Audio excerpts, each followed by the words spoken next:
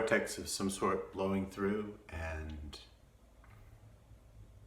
still trying to figure out where we are, recovering from a pandemic, and for some reason the electric grid coming unglued and our power being off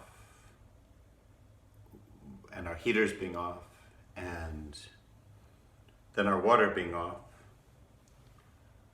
and our pipes freezing. I looked at the sky more than once and wondered if there might be a rainbow up there somewhere. It's a good week to remember God's faithfulness even in the midst of our struggles. You know the story of Noah and his ark, whether we grew up a long time ago and had a nice wooden playset, or now I'm pretty sure they're mass-produced in plastic. There's something about the sugar coating that we do of our scriptures that takes away a lot of their power. And the story of Noah is a brutal story. Destruction and pain and loss. Like everything is wiped out. But as we begin our Lenten preparation, the church wants to remind us that God remembers.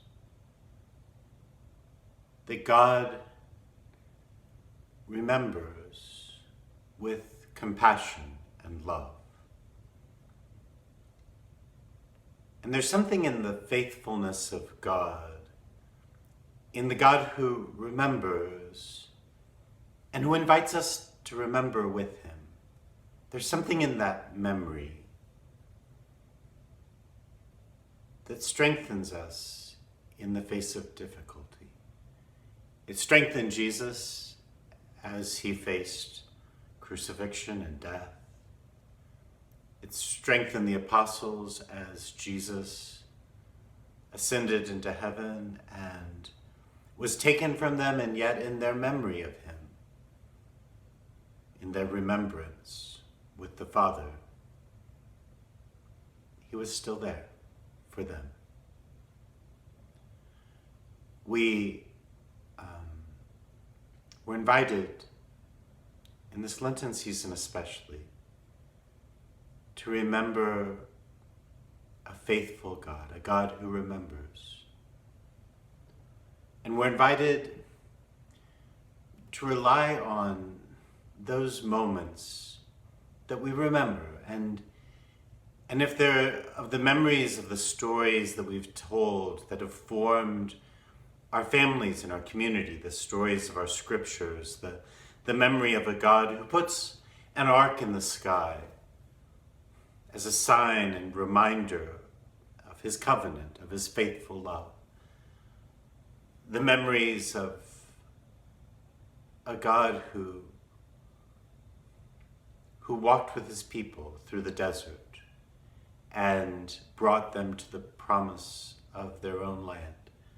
A God who sent his Son, who told us many things that we could remember and shared with us a love and compassion from his Father in the stories that we've told and known of people who broke holes in roofs to help their friend, of Syrophoenician women who braved everything to help their daughter, of people who knew that they needed Jesus and needing him, found in him an expression of the Father's love, to remember that, to remember the bread and the wine that Jesus offered as he offered his flesh and blood. And in that memory, to allow God's memory, God's remembrance, to make real for us his gift. Like all of these memories, and maybe they even turn us to think of some of the moments in my life where God had mercy, where God showed compassion, where God's love overflowed where there was joy and faithfulness and peace and blessing. And in that remembrance, in that ark in the clouds, maybe there's strength to get through not just a pandemic, which had better be about over, or a winter storm that's finished now, or electricity that's come back on there in our lives. There are harder things that we survive. Harder death, harder loss, harder betrayal. Things that break our hearts even more than this.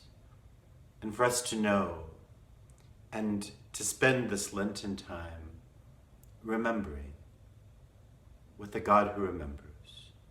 To spend this time in remembrance in a way that connects us and strengthens us and gets rid of some of the distractions that keep us from remembering, so that in our remembrance we can find the strength and security, that we can live out the fidelity, that we can share the love that we receive from a God who is faithful, who is love, who remembers.